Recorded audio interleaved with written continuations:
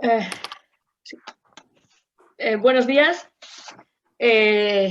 Vamos a celebrar esta mañana el Día de la Tierra. Si veis, las redes sociales ya están inundadas con el hashtag Feliz Día de la Tierra. Y qué mejor forma que celebrar el Día de la Tierra que hablando de proyectos europeos relacionados con medio ambiente, con cambio climático, y en este caso en el marco del fantástico proyecto Heatland, un live en el que coordina el Centro Tecnológico de la Construcción de la región de Murcia. El Día de la Tierra ya sabéis que se celebra realmente desde los 70, pero formalmente por las Naciones Unidas desde 2009, y es un poco un homenaje, un poco no, a la Tierra Madre, a como nuestra casa, y como para mostrar el respeto y el cuidado y el amor hacia la Tierra Madre. Y qué mejor forma de hablar, insisto, del Día de la Tierra con proyectos live, hablando de Pacto Verde, que es esa hoja de ruta por la que hemos de pasar, de la Unión Europea, por la que hemos de pasar para salir de esta situación en la que nos encontramos y para encontrar formas de hablar de cambio climático y de sostenibilidad y de tantas y tantas cosas en clave verde, que es quizá la mejor forma de expresarlo. Tiene la palabra para inaugurar las jornadas José Hernández, que es presidente de la Federación de Empresarios de la Construcción. Buenos días, tienes la Muy palabra. buenos días y feliz Día de la Tierra a todos, ¿no? Bueno, quería, pues, sobre todo dar la bienvenida a todos y cada uno de vosotros, teniendo un agradecimiento muy especial a cada uno de los ponentes que van a participar en la jornada. Darle, pues, la bienvenida y el agradecimiento a Juan González Mellizo, analista político de la representación de la Comisión Europea de España, a quien quiero agradecer, como digo, su participación en la jornada y también, pues, esa inestimable colaboración y ayuda que nos presta, pues, en todo momento. Agradecer a los responsables de los 3 proyectos cofinanciados por la Unión Europea por su participación. Como no, Teresa, a ti, a Teresa Yepuz, manager de Europa Direct, institución que nos ayuda a conectar la región de Murcia con Europa. Nos ayuda a poner en valor en Europa lo que hacemos en Murcia y viceversa, a poner en valor la importancia de la financiación europea para el desarrollo de las regiones. Y es que muchas veces no somos conscientes de lo que ha supuesto Europa para la región de Murcia y para este país. Por eso hoy vamos a conocer estos 3 proyectos realmente interesantes. Alicia Villazán, responsable de la Agencia de Innovación y Desarrollo Económico del Ayuntamiento de Valladolid, nos va a presentar el proyecto Urban Green Hub, donde nos expondrá soluciones basadas en la naturaleza para espacios urbanos. Muchas gracias, Alicia. Sainza Arufe, investigadora del Centro Tecnológico de Investigación Multisectorial ubicado en La Coruña, nos dará a conocer el proyecto Light Drain Rain y cómo los sistemas urbanos de drenaje sostenible pueden ser una solución frente a las lluvias torrenciales, algo que desde aquí, desde Murcia, pues hemos debatido largo y tendido con nuestra Consejería de Fomento y, bueno, tenemos grandes experiencias en este sentido. Muchas gracias, Sainza. Y me he dejado para el final nuestro proyecto, agradeciendo especialmente a Francisco Moral, responsable del área de energía y aislamiento del Centro Tecnológico de la Construcción de aquí de la región de Murcia, que expondrá, pues, el proyecto Life Heatland y cómo la innovación de los materiales que utilizamos puede ser un importante y puede tener un impacto climático, ya sea en la reducción de temperatura y eficiencia energética. Pero bueno, prefiero que sea Juan Fran el que os dé a conocer bueno, cuál es el proyecto. Muchas gracias, Fran, por estar ahí. Muchas gracias por el gran trabajo que estás realizando y muchas gracias, pues, bueno, por poner en marcha, pues, este encuentro, esta jornada de hoy, en esa ayuda inestimable que vienes realizando. Hoy, además, como decía Teresa, es un día muy especial, es el Día de la Tierra, con el que se pretende crear una conciencia común de los problemas de sobrepoblación, de la producción de la contaminación, de la conservación de la biodiversidad y de otras preocupaciones ambientales para proteger la tierra. Un día, como decía Teresa también, y me sumo a ello, y bueno, como decía, las redes están a tope esta mañana, es un día para rendir homenaje a nuestro querido planeta. Yo creo que son especialmente importantes las acciones que podamos llevar por parte del sector de la construcción para tener un modelo pues, mucho más respetuoso con el medio ambiente. Todos tenemos claro, los datos están ahí, el sector de la construcción es el responsable del 40% del consumo de energía, del 30% del consumo de agua y de la generación de más de la cuarta parte de los residuos. Pues bueno, pues al final tenemos muy claro que se hace muy necesario pues, integrar esa economía circular, no solo exclusivamente en nuestro sector, sino también en el resto de los sectores, pues para que tengamos unos estándares más eficientes en el uso de la energía y de la emisión de contaminantes.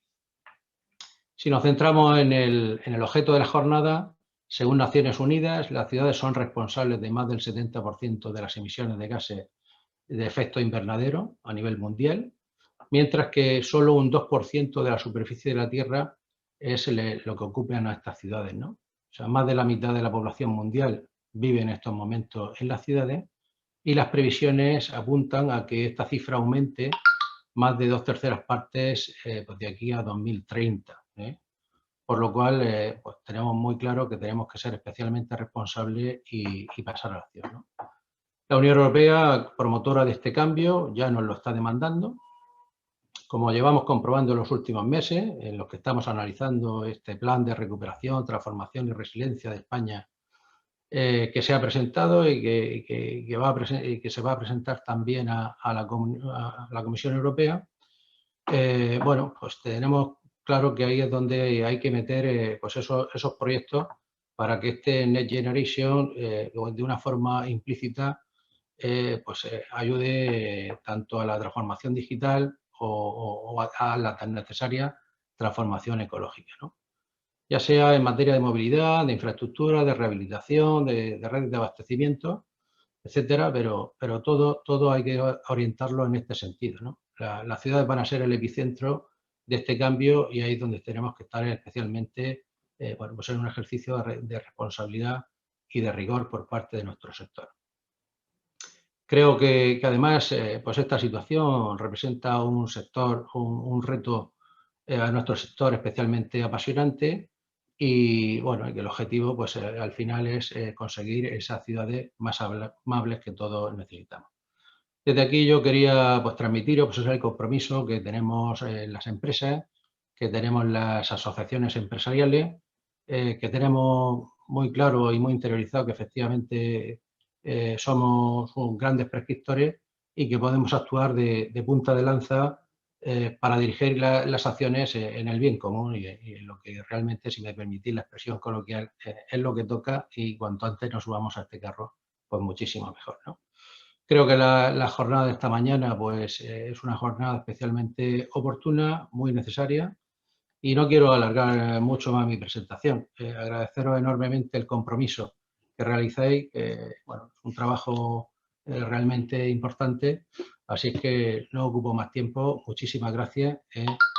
Feliz día, buena jornada y feliz Día de la Tierra y a ver si entre todos y, como digo, con nuestro compromiso, pues vamos dando pasitos en esta situación a la cual nos afrontamos. Muchas gracias. Muchísimas gracias, José Hernández, presidente de la Federación Regional de Empresarios de la Construcción, por tus palabras. Me sumo. Esta actividad es necesaria y eso de ser punta de lanza y compromisos es algo que es estimulante, fascinante y también necesario en este momento. Es un placer hacer Europa con vosotros. Muy bien, Y gracias. paso la palabra a Juan González Mellizo, que es analista político de la representación de la Comisión Europea en España, que es un experto en Pacto Verde, entre otros temas, y yo creo que es el marco genial y adecuado para celebrar un día como hoy. Así que, Juan, si eres tan amable, la palabra es tuya. Gracias. Gracias, feliz Día de la Tierra a todos. Muchísimas gracias a Teresa, a Europa Direct en Murcia, a Frecón, a José Hernández, que nos hablaba de lo importante que es la Unión Europea para las regiones, para Murcia, pero tengo que decir que para nosotros la representación de la Comisión Europea también es muy importante valorizar y conocer de primera mano proyectos tan buenos como el que estáis haciendo vosotros, porque eso nos permite demostrar cómo con fondos europeos bueno, pues se hacen cosas que contribuyen no solo al medio ambiente, sino al bienestar de todos nuestros ciudadanos. Por eso nosotros estamos encantados de estar aquí, escuchar todos vuestros proyectos para conocerlos de primera mano y para diseminarlos, ¿no? Para que sean más conocidos. El Pacto Verde Europeo, bueno, es muy amplio. Yo os voy a contar un poco las grandes líneas para enmarcar la jornada de hoy y voy a intentar a lo mejor insistir en aquellas áreas que tienen más que ver con los proyectos que vamos a escuchar hoy, pero ya sabéis que es una cosa muy amplia y muy ambiciosa. Se lanzó en diciembre del 2019, aunque ya son años que la Unión Europea viene trabajando en estos temas, con un objetivo de contribuir a nivel mundial a la reducción de la temperatura, que ya sabéis que es el origen de tantos de los males que nuestros proyectos están intentando atacar, desde el calentamiento de la tierra, la contaminación, etcétera, y con la idea de que Europa sea climáticamente neutra de aquí al año 2050, es decir, emitir solo el carbono que la Tierra es capaz de absorber por sí misma. Veréis que voy a ir hablando de grandes objetivos y los vamos a ir estrechando cada vez más, ¿no? Aparte de este gran objetivo, para conseguirlo de aquí al 2030 se tienen que reducir las emisiones, el objetivo es reducirlas un 55% de aquí al 2030. ¿Cuál es el papel de la Unión Europea y qué es lo que estamos haciendo para que esto ocurra? Bueno, pues poner las condiciones legales, jurídicas, políticas y financieras de apoyo para que esto ocurra, ¿no? Marcar la dirección que tienen que tomar los países de la Unión Europea, dar una señal clara y una seguridad jurídica a la industria, a las empresas, a la inversión para lanzarse a la transición ecológica. ¿Y cómo hacemos esto? Con leyes. Tenemos la Ley Europea Climática ahora, que todos estos objetivos que os he explicado hacen que sea obligatorio, y quiero marcar este término porque estamos en una transición que es irreversible. Ahora, por ley, todos los países europeos tienen que cumplir estos objetivos. No es suficiente con tener leyes y objetivos, ¿no? Esto yo creo que lo hemos oído en todas partes, pero es verdad, la transición ecológica solo va a ocurrir si tanto los ciudadanos como las empresas, como las autoridades regionales, locales y europeas se lanzan con acciones claras y decididas bueno, a la transición. Nos hablaba José Hernández de los fondos de recuperación.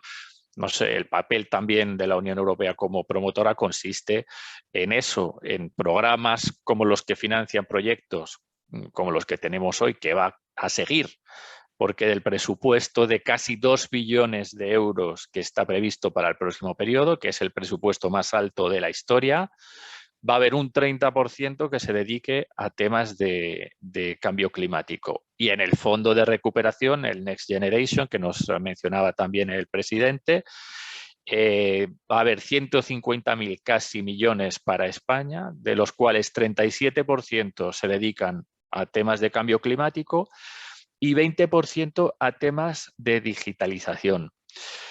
Esto es muy importante y porque va de la mano con el cambio climático, y estoy muy contento además que en el seminario de hoy vamos a tener un proyecto que creo que nos va a enseñar de primera mano cómo la tecnología, es el proyecto de sistemas urbanos de drenaje sostenible, va de la mano con el cambio climático. Quería daros unos datos que yo creo que son muy significativos y eso también es un poco para ser conscientes de los beneficios en términos de salud y no solo que el Pacto Verde puede tener si lo hacemos bien, ¿no? Los datos que manejaba la Comisión cuando lanzó el Pacto Verde eran de 400.000 muertes anuales debidas a la contaminación atmosférica. Esto era antes de la pandemia. 90.000 al año muertes por olas de calor. Y las inundaciones, que es algo que vamos a hablar hoy también a lo largo del seminario, pues, y que es otro de los temas que hacía referencia José Hernández, que se discuten en Murcia ahora, tenemos casi 3 millones que están de personas expuestas de alguna manera a las inundaciones, que sean fluviales o costeras. Bueno, esto yo creo que son unos datos que hablan por sí solos. En el Pacto Verde ya os he dicho que entra todo. O sea, contaros cada una de las áreas nos llevaría horas de seminario. Yo voy a hacer una pincelada rapidísima a las más grandes. La economía circular y la industria y el sector empresarial ligado a esto, que ya ha generado 4 millones de empleo en la Unión Europea. No olvidemos que el Pacto Verde no solo es una cuestión de salvar el planeta, sino de crear empleo. Y aquí queda por recorrer. Solo el 12% de los materiales que se utilizan en la industria son reciclados. Hay industrias contaminantes que hay que modernizar y de nuevo las nuevas tecnologías nos deberían ayudar. El acero, cemento, productos químicos. Por sectores, yo creo que sobre el plástico estamos ya todos bastante concienciados. Se ha avanzado, hay una legislación europea que es la más estricta del mundo. Un plástico de un solo uso va a desaparecer. Ahora hay que atacar los textiles, la electrónica, pilas, baterías, envases y embalajes. Y de esto es de lo que vamos a oír hablar en los próximos años con el Pacto Verde. Eficiencia energética. Bueno, de esto nos va a hablar el proyecto de Murcia hoy. Las islas de calor. Lo ha explicado muy bien José Hernández y este es uno de los grandes retos de la Unión Europea en el Pacto Verde. Más de un tercio de las emisiones provienen de los edificios, especialmente de la calefacción y de la refrigeración. Entonces hay un potencial enorme para mejorar la eficiencia energética de nuestras casas. Más ahora que las casas son el hogar, es el centro de nuestra vida cotidiana, ¿no? Oficinas para el teletrabajo, aula para los niños, el lugar principal para nuestras compras. Bueno, fijaros que solo hablo a nivel de la Unión Europea y por eso es tan importante el proyecto que nos presenta Murcia hoy. Solo el 1% de los edificios se renueva cada año para mejorar la eficiencia energética. Aproximadamente el 75% del parque inmobiliario es ineficiente desde el punto de vista energético y el 85-95% de los edificios actuales se siguen utilizando en el 2050. Bueno, el objetivo de la Comisión Europea es duplicar la tasa de renovación en los próximos años. Esto es muy complicado. Tanto públicos como privados, ¿no? Se van a poner normas estándares más estrictos, pero sobre todo se va a poner este objetivo que es, ya digo, un reto para conseguir. Para el sector de la construcción creo que es una gran oportunidad, creo que va a generar muchísimo empleo. Y no solo las grandes empresas de la construcción, sino las medianas, las pequeñas. Hay muchísimas soluciones que son locales de aislamiento de nuestros techos, de nuestras ventanas, que con este empujón, con esta inercia del Pacto Verde, los fondos que vienen y este objetivo de eficiencia energética, bueno, van a suponer una verdadera oportunidad. Perdonadme que me entretengo un poco más en este tema, pero también es un poco por lo que nos ha contado José Hernández y lo que creo que vamos a escuchar después.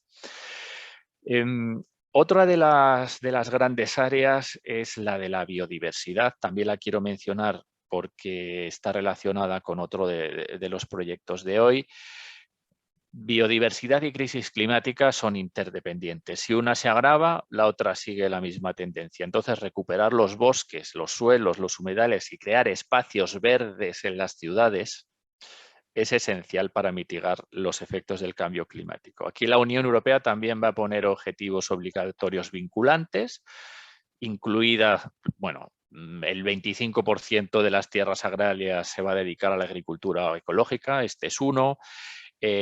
plantación de 3.000 millones de árboles de la Unión Europea, 25.000 kilómetros al menos de ríos que vuelvan a ser de caudal libre, etcétera. Solo quería mencionar que este año, en los próximos meses, y Teresa, este es un mensaje también para vosotros, se quiere adoptar un plan de acción de contaminación cero para el aire, el agua y el suelo, que lo menciono explícitamente porque creo que viene muy al caso de lo que discutimos hoy.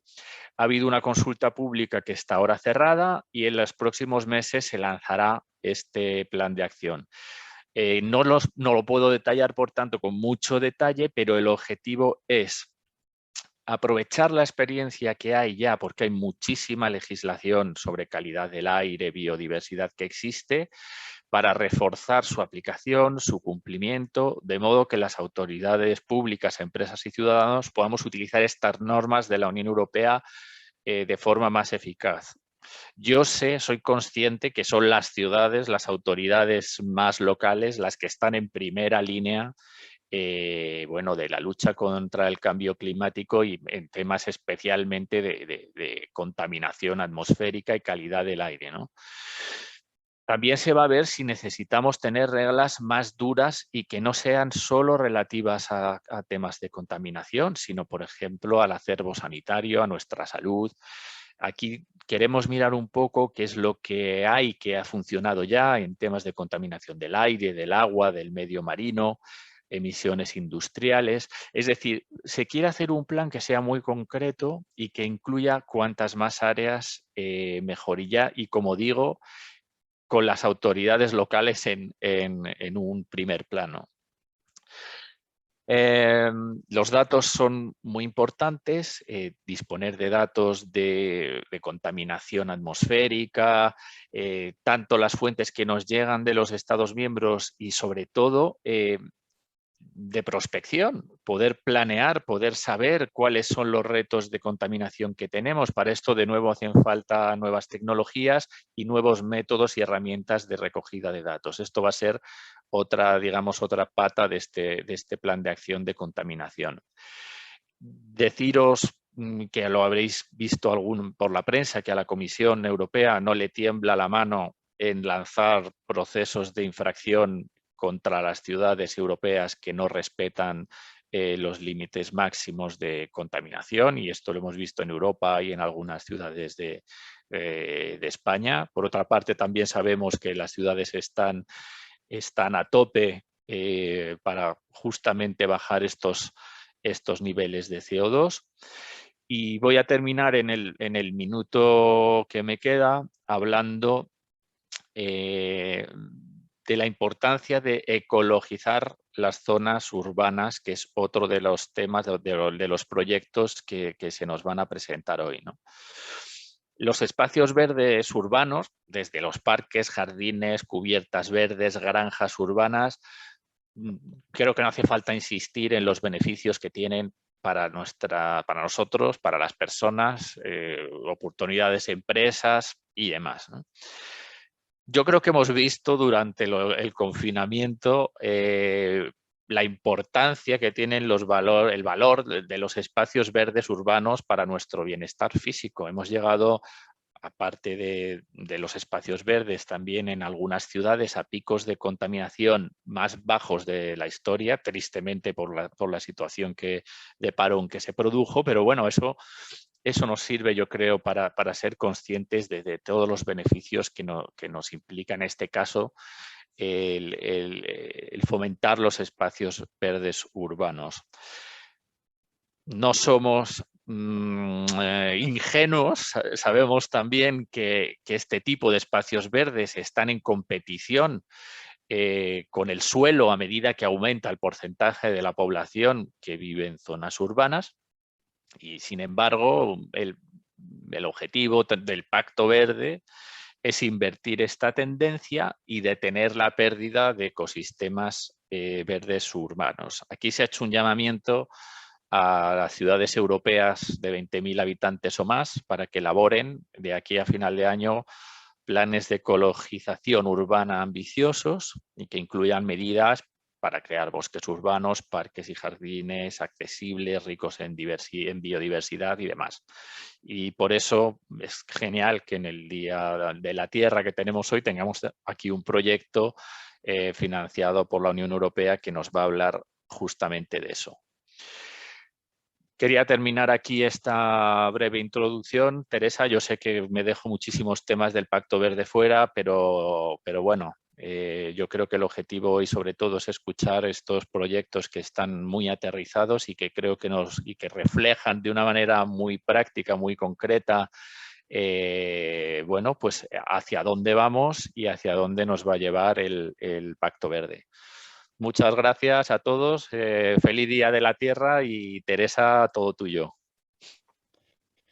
Muchísimas gracias, Juan. Es un lujo celebrar el Día de la Tierra contigo y gracias por tus palabras y tu magistral forma de contextualizar esta forma de celebrar el día y hilvanando también y haciendo una sintaxis y una narrativa implicando a los tres proyectos que hoy nos ocupan. Ahora tiene la palabra Francisco Moral, responsable del área de energía y aislamientos del Centro Tecnológico de la Construcción, que es quien ha estado detrás de esta actividad. Y bueno, Fran, la palabra la tienes para hablar de Heatland y esto de la isla de calor, que es tan interesante. Adelante, por favor. Sí, me escucháis bien, ¿verdad? Sí, perfecto. Bueno, pues me sumo al agradecimiento a todos los asistentes y a todos los panelistas por estar aquí hoy en un día tan importante como es el Día de la Tierra. Y sin más, comienzo con mi ponencia sobre la importancia del suelo que pisamos, especialmente en las ciudades. A ver, perdonadme, ahora. Bien, es una evidencia, y aquí tienes una encuesta una estadística de las Naciones Unidas, que cada año que pasa es más la población, las personas que viven en ciudades. Por lo tanto, los problemas que tengan las ciudades, a fin de cuentas, son los problemas que afrontamos la humanidad en nuestro conjunto. Uno de ellos, y que quizá a veces no notamos, es el efecto isla de calor, que es un fenómeno que se produce en las ciudades, por lo cual los núcleos urbanos tienen una temperatura de hasta 4 grados superior a las zonas rurales. Aquí podéis ver una gráfica de cómo evolucionan las temperaturas, tanto por el día como por la noche, porque este efecto se mantiene también por la noche, incluso es más claro, más evidente por la noche que por el día. Tenéis la imagen del coco porque especialmente en los meses más cálidos del verano y en los climas más cálidos, pues este efecto se nota muchísimo más. Por lo tanto, es algo que tenemos que afrontar y solucionar. Las causas de este efecto, pues al haber sustituido la vegetación, la naturaleza por las ciudades, ya no tenemos plantas y el fenómeno de la evapotranspiración lo hemos perdido. También los edificios cada vez más altos atrapan la radiación solar, aumentando la temperatura. También en las ciudades tenemos elementos que desprenden calor, los equipos de aire acondicionado, los vehículos e incluso las personas, que cada día somos más en las ciudades, pues también emitimos calor. Y los materiales empleados en las ciudades, como por ejemplo los asfaltos oscuros, también captan la energía solar, produciendo que aumente la temperatura. Y evidentemente la falta de árboles o elementos que arrojen sombra. Las consecuencias más directas, pues es un aumento en el consumo de la energía, y aquí podéis ver una gráfica claramente cuando entre los 30 y los 40 grados de temperatura ambiente hay un pico en el consumo eléctrico.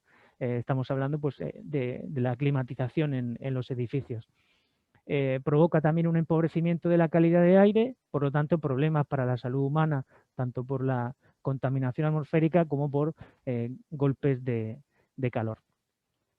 pero lo podemos solucionar. ¿Cómo? Aumentando sombras, que aquí tenéis una noticia precisamente que vi hace poco del Ayuntamiento de Valladolid.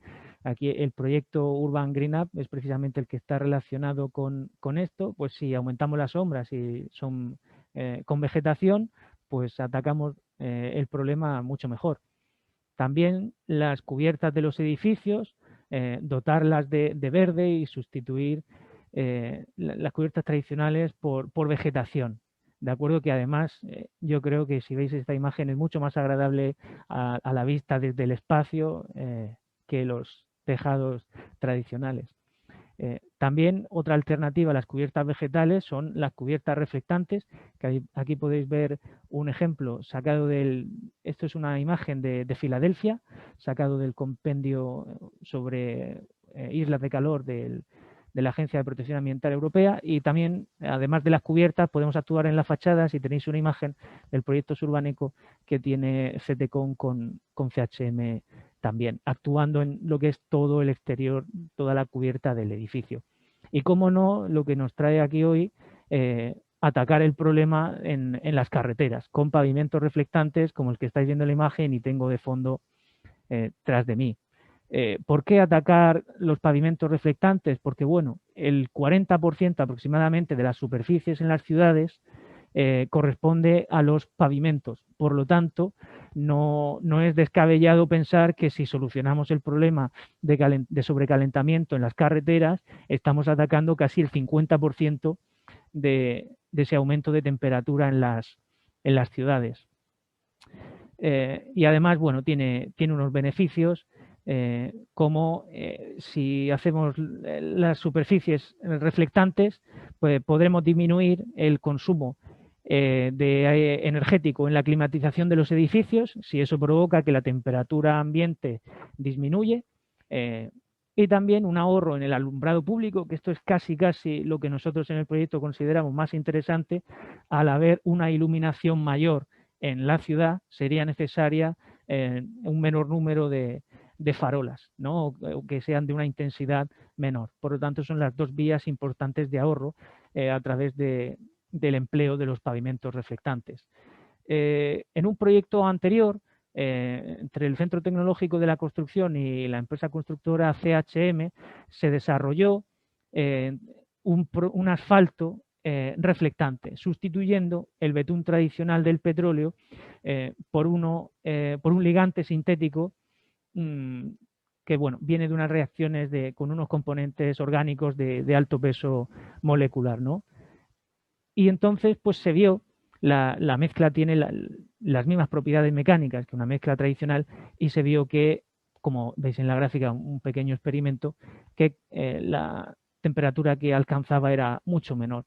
Por lo tanto, ese fue el origen del proyecto Life Heatland, en el que el Centro Tecnológico de la Construcción, la empresa constructora CHM, el Ayuntamiento de Murcia, la Federación Regional de Empresarios de la Construcción de la región de Murcia y el Clúster de la Construcción de Eslovenia, pues decidimos trabajar juntos para realizar un proyecto LIFE, un proyecto para demostrar que el efecto isla de calor era posible reducirlo con nuestro asfalto.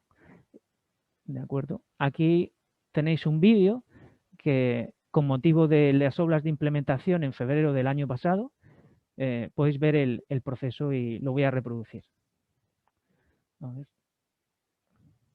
Proyecto Life Heatland. Pavimento para la reducción del efecto isla de calor urbana. Proyecto cofinanciado por el programa LIFE. Tras un año de monitorización de parámetros, el proyecto Life Heatland alcanzó en febrero de 2020 el hito más importante: la implementación del pavimento reflectante. Este innovador pavimento se ha fabricado en las instalaciones de la empresa constructora CHM, que ha rediseñado la planta para adaptarse a las características de la nueva mezcla, que no utiliza el tradicional betún negro derivado del petróleo, sino un ligante sintético incoloro obtenido a partir de una mezcla de componentes orgánicos de alto peso molecular.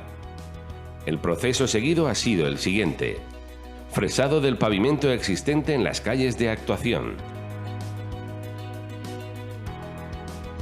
Añadido de la emulsión para asegurar la adherencia entre capas. Extendido de la mezcla. Compactación de la mezcla.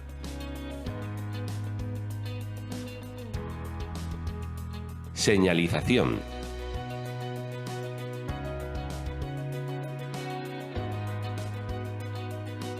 Ensayos de control de calidad.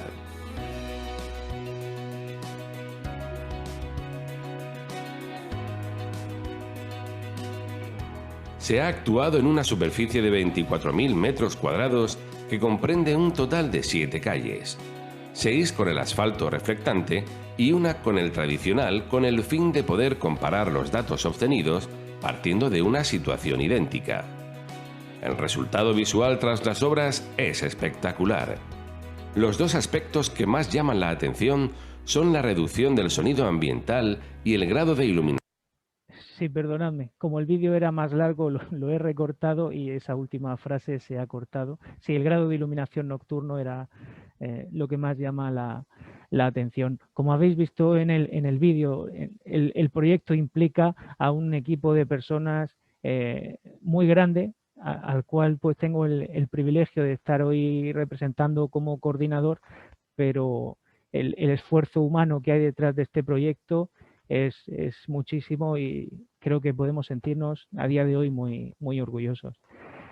Aquí tenéis una imagen como tras la implementación del asfalto en la avenida Pío Baroja se veía desde la azotea de un edificio. Visualmente el impacto era impresionante. Los vecinos lo podían ver. Aquí podéis ver la comparación entre los dos asfaltos nuevos en la intersección entre López de Rueda y Pío Baroja. Y a fin de cuentas, hemos tenido una actuación en 7 calles tratando de emular un efecto, ¿no? Está el efecto isla de calor, pues a ver si actuando en 7 calles podíamos conseguir un efecto de isla de menos calor, porque de frío no podemos decir aquí en Murcia que podamos conseguirlo. Entonces, tenemos dispuesta en la zona, en el área de actuación, 4 torres de medición que cada 15 minutos recolectan valores de hasta 25 parámetros, la temperatura, la humedad, la temperatura superficial del asfalto, la radiación solar, la humedad, etcétera. Y en el transcurso de los 2 años de datos válidos que llevamos, un año antes de implantarlo y un año después de implantarlo, hemos generado 6,5 millones de datos, lo que es una cantidad inmanejable para tratar con una hoja de Excel. Por lo tanto, hemos desarrollado con un programa de Business Intelligence una pequeña herramienta con la que poder extraer las conclusiones, además de manera muy visual, como vais a ver, de todos estos millones de datos sin tener que volvernos locos. También hemos realizado medidas in situ, como por ejemplo las de luminancia, que podéis ver aquí una foto de la misma calle antes de implantar, de repavimentarla con el asfalto reflectante. La diferencia nocturna, la luminancia al inicio era un 150% superior y tras un año, que aquí podéis ver las 2 imágenes de abajo, cómo se ve por la noche, tras un año en esta zona, el aumento de la luminancia está estable en un 100% respecto al pavimento tradicional. Por lo tanto, hemos duplicado la luminancia. También uno de los ensayos que realizamos, un estudio termográfico. Aquí podéis ver la intersección entre el pavimento tradicional a la derecha y el reflectante a la izquierda, como hay una diferencia de 6,2 grados de temperatura superficial, que evidentemente esta es la zona más desfavorable porque están los dos asfaltos en contacto y por lo tanto hay transferencia de calor sobre ello. Aquí podéis ver la foto de las almohadillas de un perro, porque los vecinos, además de notar la bajada del ruido, que la vamos a comentar ahora, nos decían que las mascotas caminaban sin problema por este asfalto reflectante. Por lo tanto, es lo que podemos denominar un intangible, ¿no? Cómo medimos esa satisfacción de las mascotas y de las personas caminando por el asfalto. Pues bueno, eso nos lo han comentado y quería reflejarlo, que aquí en la termografía se ve muy claro. Aquí podéis ver una gráfica de la temperatura superficial del asfalto tradicional en naranja y el reflectante, y en negro la diferencia de temperatura entre los dos. Podéis ver cómo en las primeras horas del día hasta las 3 de la tarde las diferencias son mayores y luego una vez que ya se han calentado las diferencias son menores, pero aún así son importantes. Nuestros estudios, con nuestros estudios de datos concluimos que la temperatura, ambiente no es superficial, eso es una errata, perdonadme. La temperatura superficial disminuye entre 7 y 11 grados de media con el asfalto reflectante y hemos alcanzado picos de hasta 15 grados en el área de actuación. Aquí podéis ver la temperatura del aire a 50 centímetros, como para el 1 de julio, entre las 10 y las 3, hay una media de 3 grados menos entre la calle con el asfalto reflectante y la calle con el pavimento tradicional, a 50 centímetros, a medio metro, y a 1,5 metros, esa diferencia es de 2 grados menos de temperatura ambiental. Y a 4 metros, como era de esperar, por que las calles son anchas, no se ven tan afectadas por el pavimento, pues a 4 metros no se aprecia diferencia, pero a 1,5 metros ya habéis visto que son 2 grados de diferencia, se nota.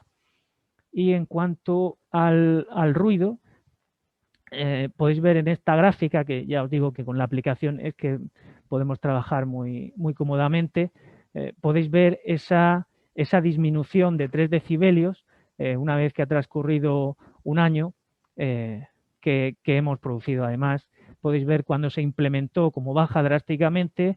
Luego, no quiero recordar lo que pasó en el mes de abril del año pasado, pues podemos ver otro pico de caída. Entonces, hemos disminuido 3 decibelios y además hemos realizado medidas in situ y vídeos para que podáis ver. Perdón, se me ha ido. El pavimento tradicional tiene un ruido superior. Lo voy a reproducir otra vez por si podéis apreciar la diferencia. Cuando conduces por la zona, creo que ahora sí la habéis apreciado. Cuando conduces por la zona, en el propio vehículo, se nota muchísimo esos 3 decibelios que baja y que al cabo de un año mantenemos las propiedades acústicas. La reflectancia solar, que es un parámetro clave, ¿no?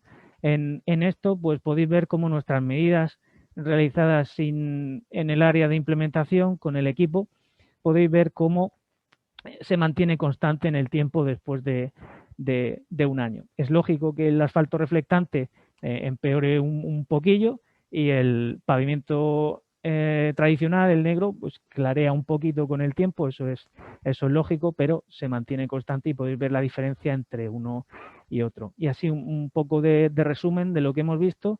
La diferencia media de 7 a 11 grados, la máxima 15 grados, la reflectancia solar aumenta un 170%, la luminancia un 100%, todo esto son conclusiones tras un año, el nivel de presión sonora 3 decibelios y el análisis que hemos realizado en cuanto a cómo afecta el asfalto a los contaminantes atmosféricos.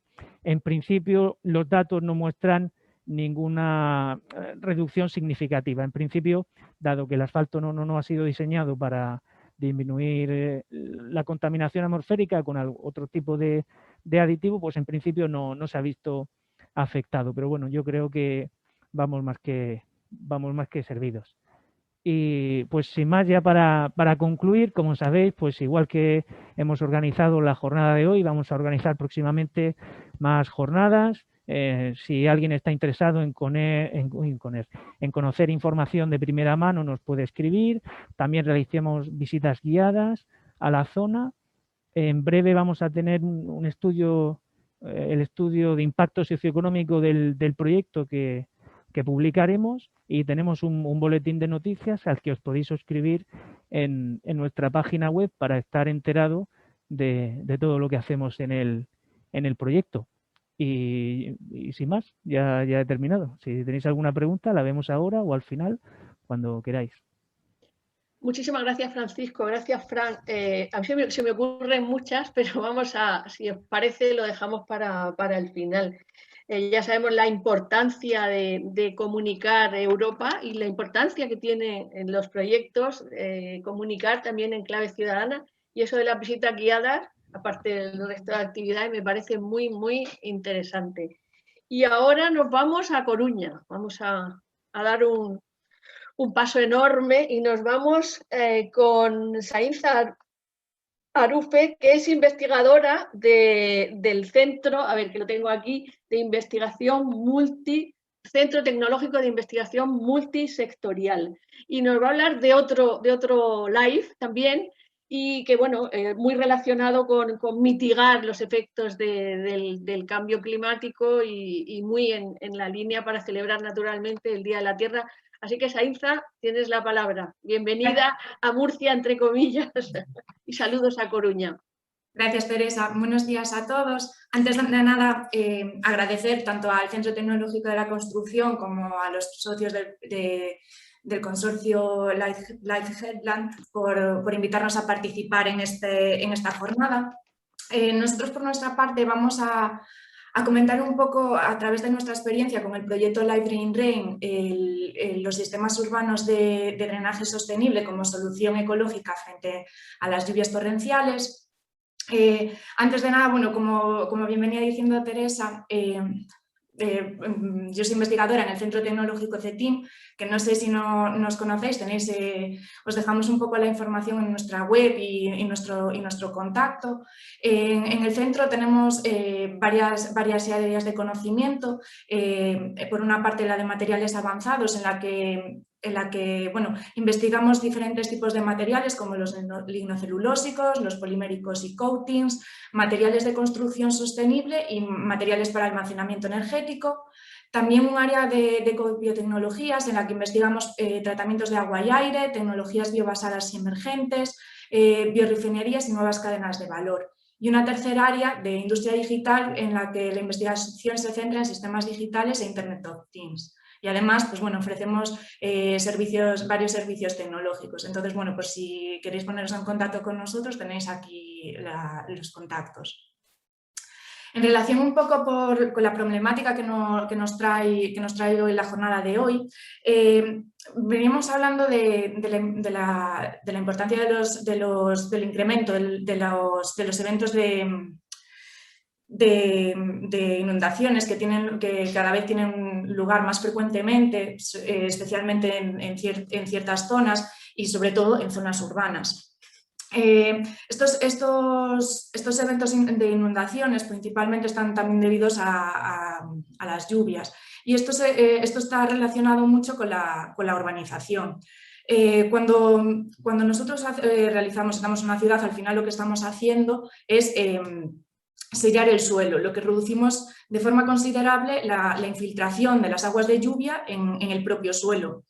Un estudio reciente ha estimado que simplemente el aumento de un 1% de un área urbana tiene como consecuencia una reducción de más de un 40% de la infiltración de las aguas al suelo, lo que a su vez incrementa el número de agua de escorrentía que se genera y que lo que favorece el incremento de estas inundaciones.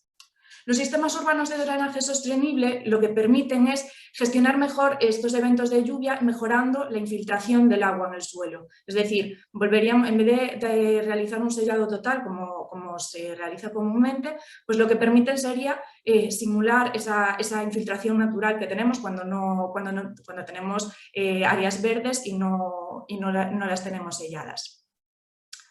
Además, hay otro problema asociado a las aguas de escorrentía, que es que cuando estas transcurren por las superficies, arrastran todos los contaminantes que hayan presentes en ellos.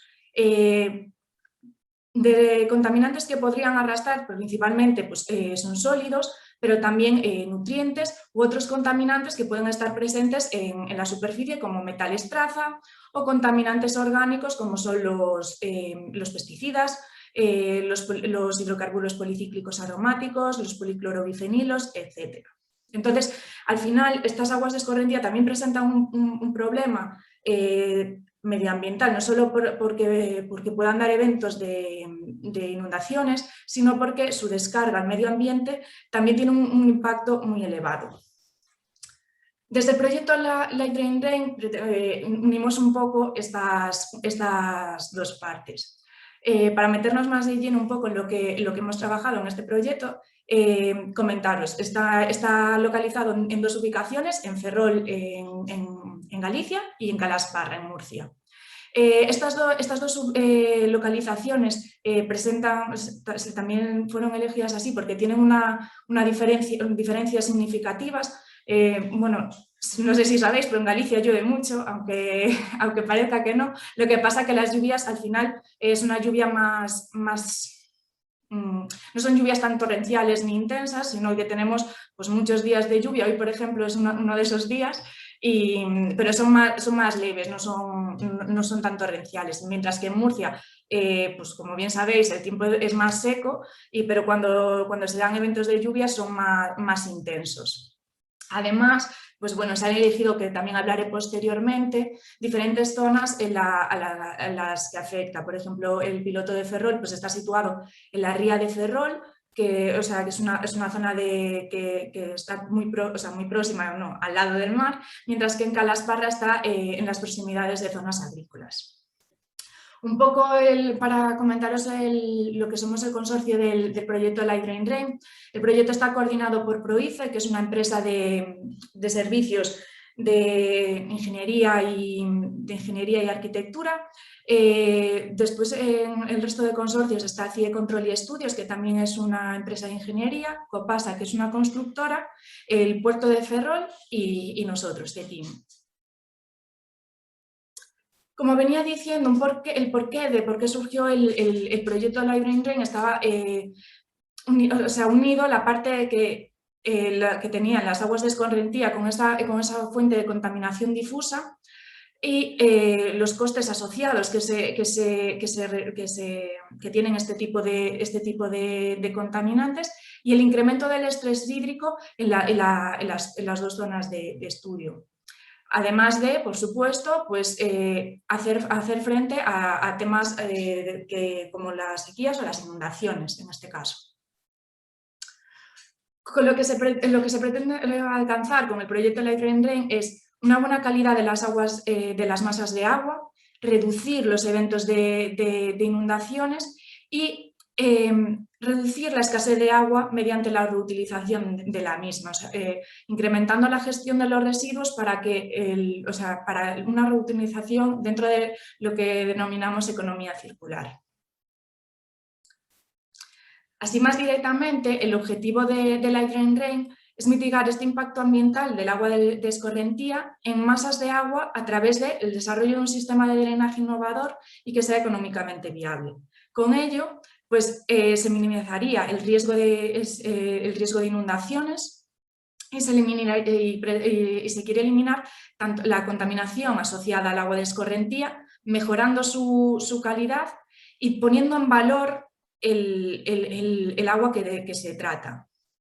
Me voy a detener un poco más en esta diapositiva. En la parte inferior tenéis un esquema de lo que sería el sistema de drenaje que implementamos en el proyecto.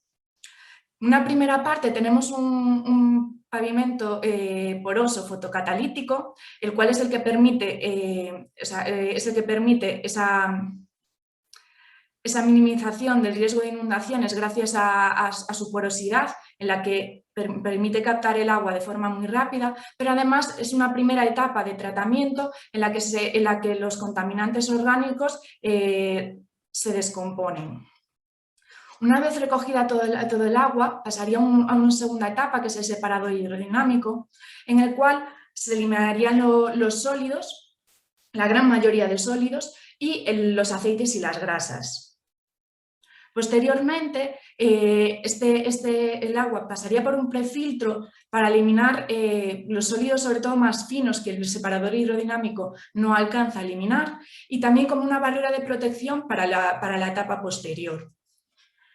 Posteriormente vendría un filtro de carbón activo en el que principalmente su función sería la absorción de los metales pesados que pudiera haber en el agua, así como, también una barrera para todos los contaminantes orgánicos que no se hubieran degradado completamente en una primera etapa.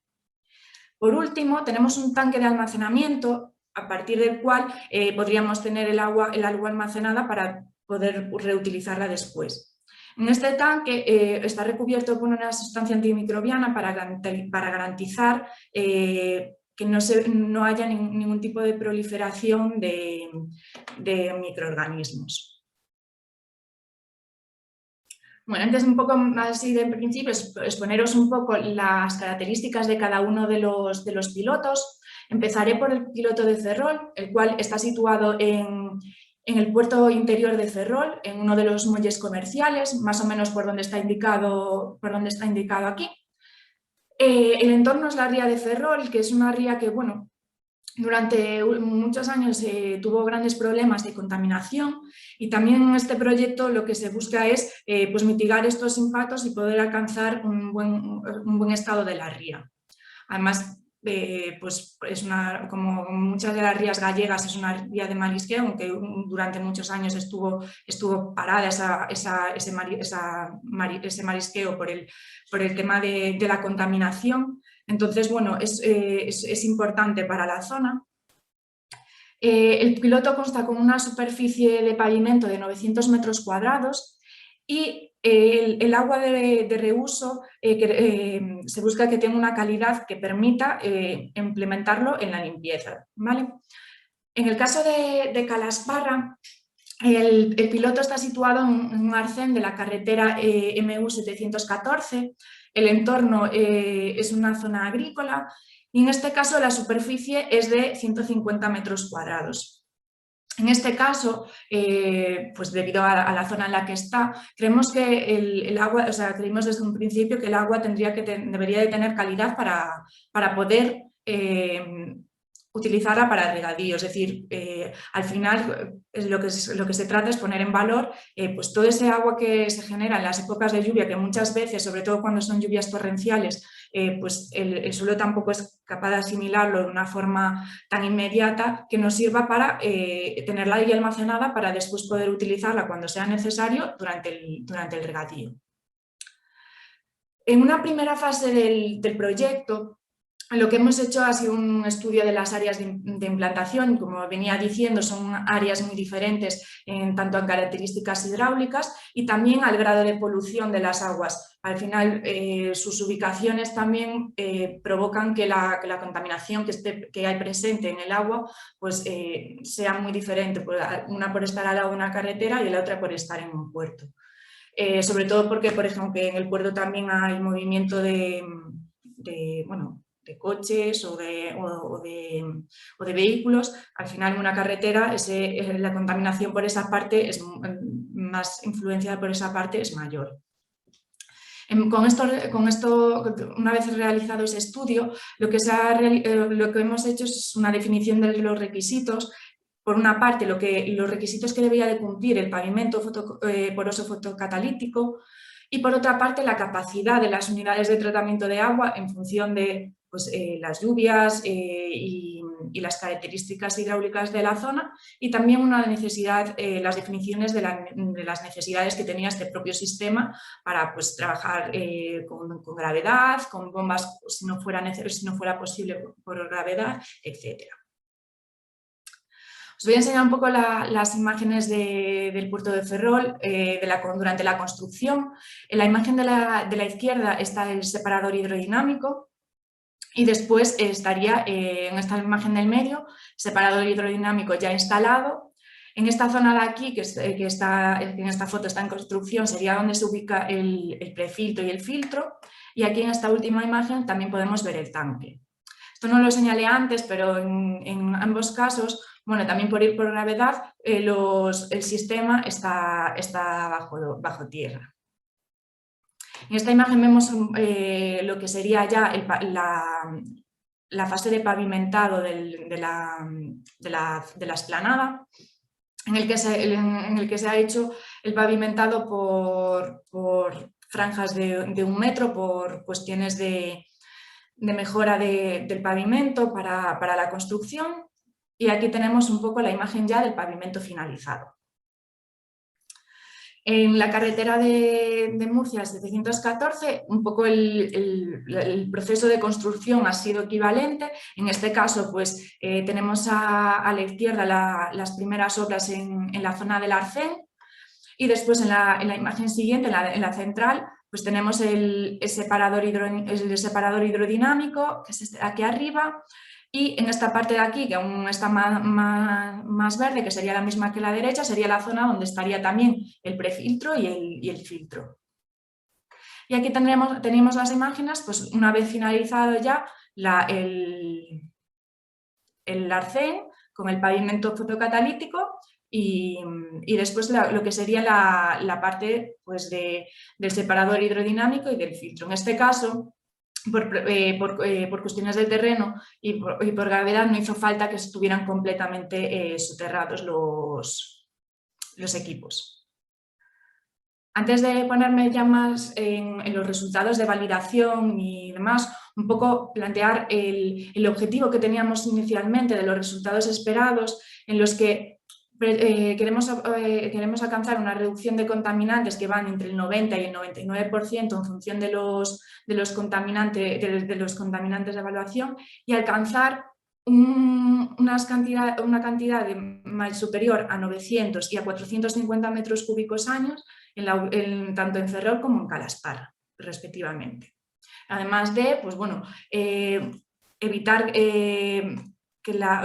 mejorar la infiltración y evitar contaminación de las aguas colindantes. En primer lugar, os voy a comentar un poco del puerto de Ferrol. La validación está estimada en 21 meses. Aún no hemos finalizado la validación, estamos en torno a la mitad. Realizamos un muestreo semanal para completar pues, los diferentes objetivos, en el que analizamos, además de parámetros básicos como pH, conductividad, DQO o DBO, contaminantes más específicos como los metales, los compuestos orgánicos o parámetros microbiológicos. Sobre todo porque los parámetros microbiológicos son unos de los principales parámetros también que impone la legislación para la calidad de reuso. Antes de ir a resultados más numéricos, bueno, a mí esta foto realmente me gusta mucho porque, si os fijáis, esto es un día de muestreo que llovía. Podéis ver que toda la zona está muy húmeda, pero se puede distinguir perfectamente la zona donde está el pavimento poroso fotocatalítico. Tengo aquí unos vídeos para que veáis también cómo funciona en momentos.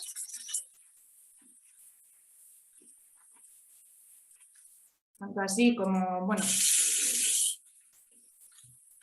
la que al final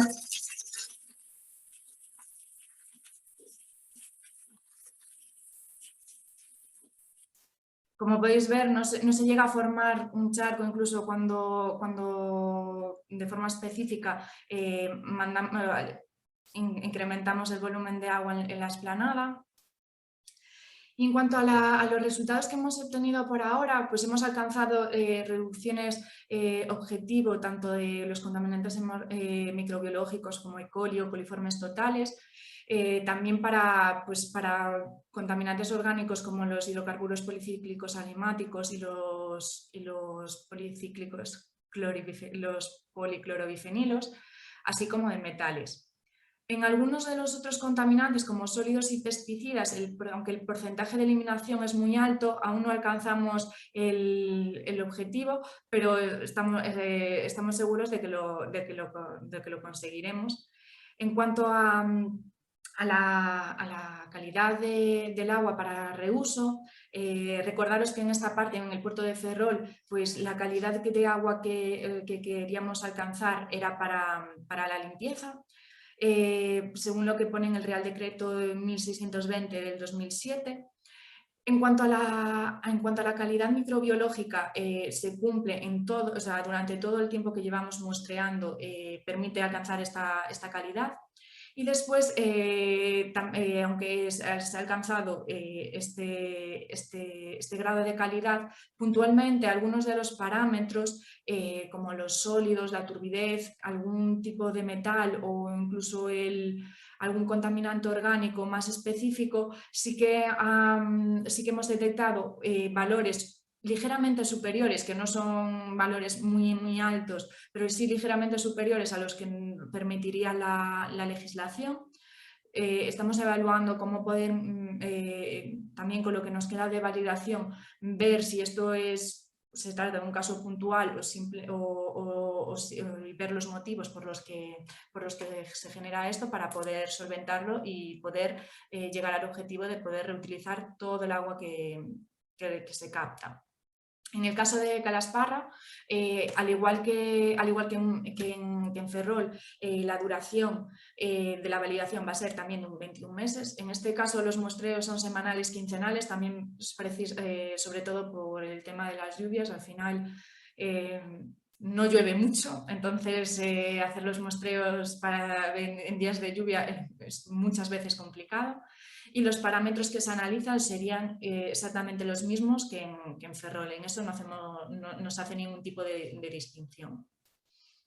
En este caso, llevamos menos meses validando, entonces hay algunos resultados que aún estamos evaluando, como los sólidos y los metales, para establecer cuánto es la tasa de eliminación que estamos teniendo. Pero en otros, pues, como los microbiológicos o los contaminantes orgánicos, pues o bien nos han detectado o sí que hemos tenido unas tasas de eliminación buscadas y bastante altas. En cuanto a la calidad del agua en este caso, también siguiendo el Real Decreto 1620 y de 2007, y también lo evaluaremos con la nueva normativa de la Unión Europea para reuso en zonas agrícolas, cumple, al igual que en Ferrol, la calidad microbiológica en todos los muestreos que hemos realizado. Y al igual que en Ferrol, se superan puntualmente los límites de sólidos y turbidez en alguna de las muestras. Pero bueno, como veníamos comentando, creemos que esto no va a ser un punto negativo para poder reutilizar este agua. En cuanto un poco a siguientes pasos que realizaremos en el proyecto, pues además de continuar con estas validaciones hasta su fin y evaluar ya de forma conjunta en los dos y tener muchos más resultados, realizaremos los mantenimientos del pavimento fotocatalítico que sean precisos, y además estamos con los datos que vamos obteniendo durante la validación completando el análisis de ciclo de vida del pavimento, así como del sistema completo, y también del análisis de costes. Esto es un poco de todo. Tenéis aquí también la web del proyecto de Live Brain Drain por si os interesa conocer más sobre el proyecto, y también mi contacto por si tenéis alguna duda. Muchas gracias a todos. Gracias, Sainza. Este binomio genial entre Ferrol y Calasparra demuestra que los proyectos evidentes no es... literalmente sirve para tender puentes, muy interesante. Y nos vamos ahora a Valladolid, donde está Alicia Villazán, de la Agencia de Innovación y Desarrollo Económico del Ayuntamiento de Valladolid, que en este caso nos va a hablar de un interesantísimo Horizonte 2020. Nos vamos de Live a un H2020, que es Urban Green Up. Así que tienes la palabra, Alicia. Buenos días. Hola, buenos días a todos. Bueno, espero que me escuchéis, veo que sí. Presentarme, soy Alicia Villazán, trabajo para el Ayuntamiento de Valladolid y soy la responsable en mi ayuntamiento del proyecto Urban Green Up. Me uno a los agradecimientos por haberme invitado a participar y a mostrar un poco lo que estamos haciendo en el marco de este proyecto en la ciudad de Valladolid, especialmente a Francisco porque me vino a visitar el verano pasado en mitad del COVID y bueno, pues nos contamos un poco los proyectos y vimos la importancia de hacer sinergias entre los proyectos que nos dedicamos a paliar los efectos y los problemas de las ciudades actualmente con distintas soluciones tecnológicas. Así que en el marco del proyecto Urban Green Up os voy a hablar un poco de qué retos tenemos en nuestra ciudad, hablaros luego del proyecto pero sobre todo en concreto de lo que estamos haciendo en la ciudad de Valladolid. Retos de la ciudad. Bueno, enfatizar que la perspectiva que nos han dado hasta ahora mis colegas es desde el punto de vista de los centros tecnológicos, de la parte constructiva, y os voy a dar un overview también de la parte ciudad, ¿vale? De un poco cómo lo vivimos, ya igual no tan técnicamente, sino lo que estamos implementando, ¿no? Porque no dejo de trabajar para el ayuntamiento. Nuestra ciudad, Valladolid, pues, ¿qué retos presenta? Pues lo mismo que otro tipo de ciudades, digamos, más modernas o del primer mundo, ¿no? Mala calidad del aire, falta de agua y agua que cae de forma diferencial o torrencialmente o de repente sequías, ¿vale? Valladolid tenemos igual un escenario, pongamos, intermedio entre La Coruña y Murcia, ¿no? Aquí no nos... sí que nos ha faltado el agua en algunos momentos porque tenemos los efectos del cambio climático, se nos está o nos cae el agua de golpe o no nos cae en unos meses, ¿no? Entonces sí que hemos tenido restricciones, en concreto hace 2 años, de la Confederación para captar el agua. Sufrimos también del efecto isla de calor urbana y de problemas de ruido, ¿no? Estos problemas los tenemos identificados, tenemos una estrategia, una EDUSI, una estrategia de desarrollo urbano integrado en el que conocemos nuestros retos, ¿no? Los que nos aplican un poco a este tema pues son retos climáticos, retos ambientales, ¿no? Entre nuestros propios retos que nos hemos puesto están desarrollar estructuras verdes, movilidad sostenible, pero también incrementar la eficiencia en la utilización del agua, poner en valor nuestro patrimonio natural, generar espacios saludables. O sea, un poco en los términos de los que venimos hablando en esta jornada. Como una de las posibles líneas en la que mi ayuntamiento nos embarcamos es el proyecto Urban Green Up. El proyecto Urban Green Up busca implementar soluciones basadas en la naturaleza. Este es el objetivo en la ciudad de Valladolid. Ahora os hablaré del objetivo global del proyecto, pero para nosotros son soluciones basadas en la naturaleza a nivel urbano. Me gustaría compartiros un breve vídeo que explica un poco qué es el proyecto Urban Green Up, bajado a tierra un poco a la ciudad de Valladolid. Hoy, más de la mitad de la población mundial vive en entornos urbanos. La acción humana en las ciudades ha acrecentado problemas ambientales como la mala calidad del aire, ruido, contaminación y escasez de agua o efecto isla de calor. Las soluciones basadas en la naturaleza y sus servicios ecosistémicos sirven para revertir los impactos negativos sobre los entornos urbanos. Este tipo de soluciones limpian el aire, minimizan las islas de calor, actúan como sumideros de carbono, combaten las inundaciones y son hábitat para la biodiversidad.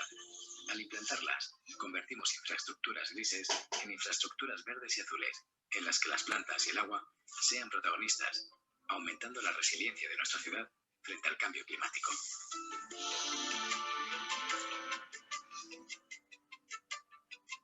Valladolid participa en el proyecto europeo Urban Green Up como ciudad faro demostradora. Contamos con un presupuesto de 3,2 millones de euros, bajo el que desarrollaremos un programa de 42 acciones de renaturalización urbana interconectadas a lo largo de la ciudad. Algunas de ellas dejarán en nuestra ciudad un corredor verde con zonas vegetadas, árboles y carril bici, techos y fachadas verdes que mejorarán la biodiversidad urbana, un parque inundable que reducirá los efectos de las inundaciones, pavimentos filtrantes y sistemas de drenaje urbano sostenible. Nuestra meta es ser más eficientes y hacer de nuestra ciudad un lugar más sano, sostenible y humano para todos los que la habitamos.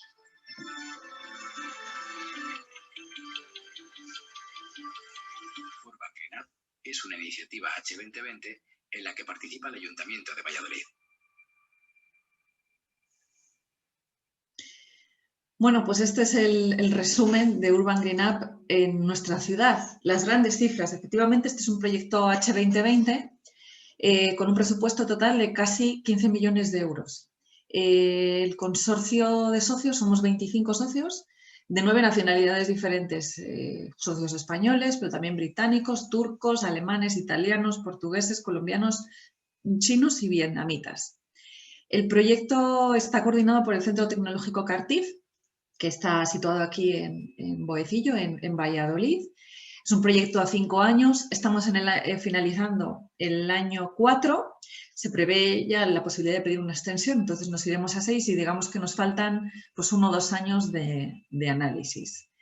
De entre los socios, hay unos socios que trabajan para Valladolid Demo, para el demostrador de Valladolid, que son los que diseñan y están poniendo el expertise para diseñar las soluciones basadas en la naturaleza, de las que os voy a hablar a continuación. En este proyecto Valladolid somos ciudad demostradora, somos frontrunner.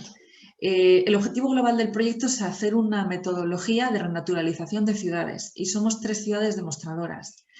En concreto en Valladolid nuestro papel es servir de demostrador, es decir, implementar un conjunto de soluciones basadas en la naturaleza que tengan un marco holístico y que estén interconectadas, o sea, que haya conexión y relación entre ellas.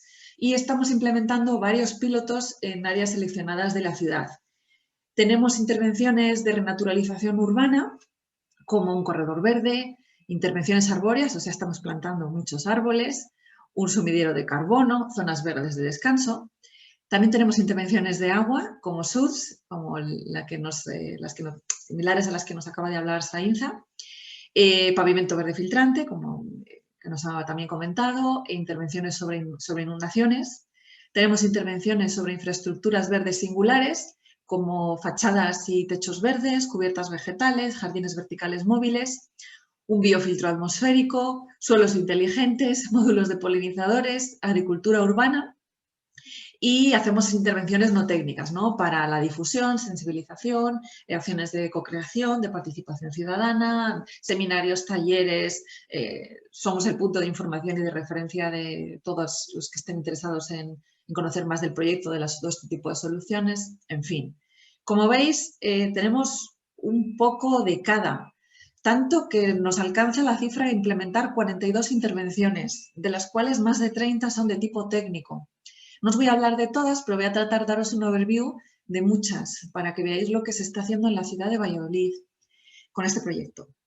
En la pantalla veis un poco una sección de lo que es el plano de la ciudad de Valladolid con el trazado de este corredor verde que va oeste-este, ¿no? El oeste está el estadio de fútbol del Real Valladolid, se llama Estadio Zorrilla, hasta el este, donde entra otro río pequeño en la ciudad. Sabéis, bueno, la ciudad de Valladolid está cruzada por el río Pisuerga, lo veis norte-sur en la pantalla, pero también nos cruzan otros 2 ríos y el Canal de Castilla, entonces es una ciudad entre ríos, ¿no?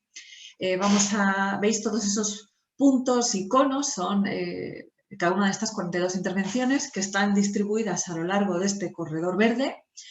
Unas intervenciones son en el mero centro de la ciudad, otras intervenciones son en zonas de renaturalización más suburbanas, por ejemplo, en la zona del estadio, que es una zona bastante degradada, o en esta zona de la entrada del Esgueva a la ciudad que os decía al este, donde pondremos un bosque urbano, un sumidero urbano de carbono.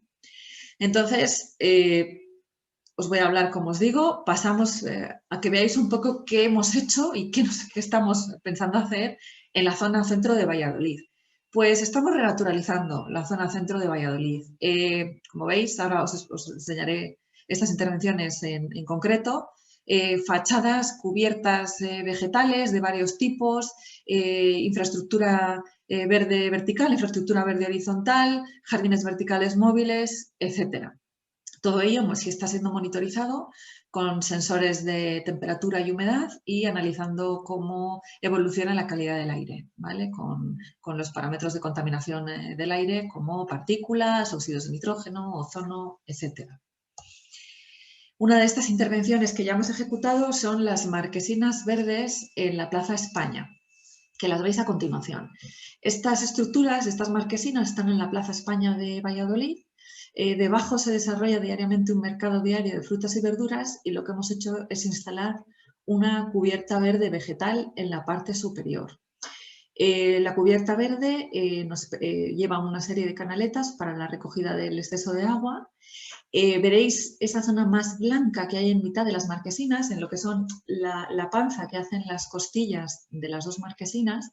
No se ha cubierto con vegetación porque, al ser unas estructuras antiguas, se calculó muy bien cuál era el peso máximo que tenían las estructuras para resistir una cubierta nueva, ¿no? Para resistir un peso adicional del agua y de la vegetación. Entonces se determinó que solo se cubrirían 2/3 partes de la superficie para evitar problemas de fallos a la estructura y de soporte de carga. Aquí veis algunas fotos más de la cubierta, son casi 500 metros cuadrados en el centro de una ciudad, en un lugar muy emblemático como es la Plaza España, en Valladolid. Valladolid es una ciudad medieval, de origen medieval, histórica, con un casco histórico, con muchos edificios históricos en los que por patrimonio cultural no se puede intervenir, con un casco histórico, pues eso, medieval, donde no hay grandes zonas verdes, donde no se puede plantar árboles porque hay zonas arqueológicas, porque hay aparcamientos subterráneos, aparte de todas las canalizaciones y tuberías que hay enterradas, etc. Entonces, estamos sirviendo de ejemplo para ver cómo podemos renaturalizar las ciudades, el corazón de una ciudad como es Valladolid, a través de estas soluciones basadas en la naturaleza de renaturalización urbana, en una ciudad con las características como la nuestra, ¿no? Donde la falta de espacios verdes complica o dificulta el tener grandes parques urbanos, ¿no? Veis algunas fotos, pues la marquesina va cambiando de color, en primavera la vemos como torna amarillo porque está formado por varios tipos de sedum, ahora en invierno ha tenido su aspecto invierno un poco más marrón, también presenta aspectos más verdes, entonces la estamos viendo evolucionar conforme van pasando los meses y hace ya más de un año que estuvo implementada. Otra de las soluciones verdes que ya hemos implementado son jardines verticales móviles, que tienen el objetivo de aumentar la conectividad entre estos puntos verdes de biodiversidad en el centro urbano con las características como las que os contaba. Entonces son pequeños jardines verticales móviles distribuidos en distintos puntos del centro de la ciudad, de la almendra urbana, con distintos tipos de diseños, ¿no? Mencionar que la empresa, la PYME, que nos ha hecho los diseños de la infraestructura verde es una empresa situada en Alicante que se llama Singular Green, expertos en integrar soluciones verdes en el paisaje, y nos ha diseñado esta escultura vegetal con las letras de Valladolid. No somos la única ciudad en España que la tiene. Más allá de su aspecto de renaturalización, pues tiene mucho impacto en la imagen de la ciudad, ¿no? Se ha convertido en la nueva postal de Valladolid. Pero como os digo, es un jardín vertical móvil, se puede transportar, lo puedes desenchufar y llevártelo en 3 cachos en una grúa. Claro, no somos Valladolid, entonces es una escultura bastante larga, son 12 metros. Tiene un banco, entonces los ciudadanos pues se sientan en el banco, se sacan las fotos. Como veis, es una estructura metálica cubierta de vegetación con riego y bueno, pues que tiene, como os digo, mucho impacto en la ciudad, en los ciudadanos, y salen numerosas publicaciones. Ahí veis el alcalde de Valladolid. También veis una imagen de cómo durante el confinamiento del año pasado, en el cierre total, pues los pavos que hay en el Campo Grande, que es un parque muy grande que hay al lado de Valladolid, pues tomaron la ciudad, pasearon por las calles, ¿no? Entonces, este es uno de los tipos de jardín vertical móvil que está en Plaza Zorrilla de Valladolid, un lugar tremendamente emblemático para los que habéis podido visitar nuestra ciudad. Hemos situado también dos módulos, otros 2 tipos de jardines verticales móviles, como los que veis en pantalla, que son módulos con banco. Son 2 unidades, vamos, en este caso veis una. Esta está situada al lado de la Catedral de Valladolid, en una plaza, como veis, que no tenía vegetación, una plaza dura, como las que acostumbran a llevarse en nuestras ciudades, en los centros de nuestras ciudades, sin vegetación, en un lugar súper significativo, como veis, al lado de la Catedral de Valladolid. Hemos instalado dos módulos, son 25 metros cuadrados de zona verde entre los dos módulos. Como veis, es un jardín vertical, tiene distintos tipos de plantas vegetales que le confieren pues, dinamismo, colores y variaciones estacionales otoño-invierno. El otro módulo lo hemos ubicado en la calle más comercial de la ciudad, la calle Santiago. Tiene un banco, ¿no? Entonces, estos módulos, por ejemplo, en la calle Santiago actualmente no hay bancos. Los ciudadanos no se pueden sentar en ningún sitio, ¿no? Porque pues, no hay mucho espacio, pero este módulo, este jardín, presenta un banco, entonces los ciudadanos pues, se sientan. También he visto cómo a veces cogen un café, se sienten ahí a tomarlo, en fin. Que los ciudadanos pues, están haciendo vida y formando parte de esta infraestructura. Como veis, pues fijaos en el tipo de pavimentación del centro ciudad, sin zonas ajardinadas, como veis un centro histórico, o sea, el ayuntamiento busca proponer macetas y vegetación en todos los puntos en los que pueda y plantar árboles en todos los puntos en los que se pueda, pues para continuar con nuestra estrategia de renaturalización. Tenemos también ubicados este tercer tipo de jardín vertical móvil. Son también 100% móviles, son estos cuadros apilables porque se pueden apilar de 4 en 4, de 3 en 3, de 5 en 5 en función de la ubicación, ¿no? Entonces, estaban diseñados inicialmente para ser módulos independientes. Como veis en las distintas imágenes, los tuvimos que anclar con distintas configuraciones porque vimos un riesgo de vandalismo, ¿no? Chavales y no tan chavales que decidieran empujarlos, moverlos, tirarlos, cambiarlos de sitio, etc. Entonces, pues al final los tuvimos que anclar con estas formas adaptadas exactamente a la ubicación en la que están, pues para evitar este problema, ¿no?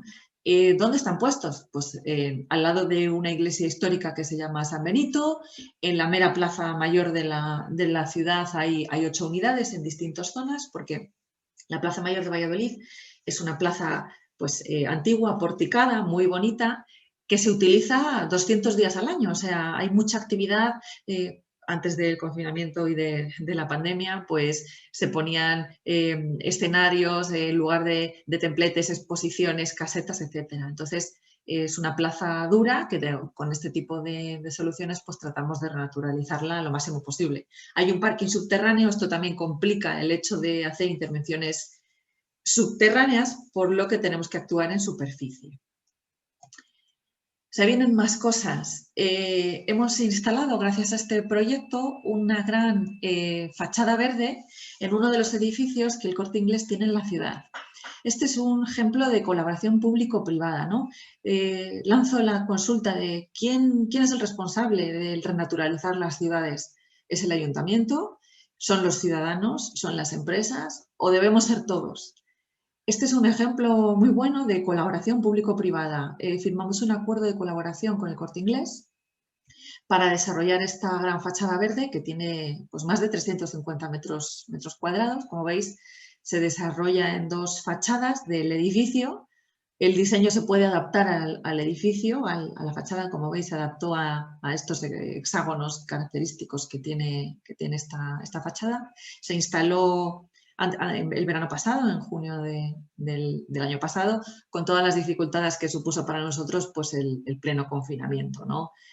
Hubo retrasos en los materiales, los empleados o los trabajadores de Madrid no podían entrar en Castilla y León, no era actividad esencial, entonces, bueno, pese a todas las dificultades, se instaló este gran jardín vertical y, como os decía, la colaboración público-privada, a través de la firma de un convenio de colaboración, nos permitió llegar al acuerdo de que el Corte Inglés construiría la estructura de anclaje en su edificio y todos los elementos de fachada para adentro.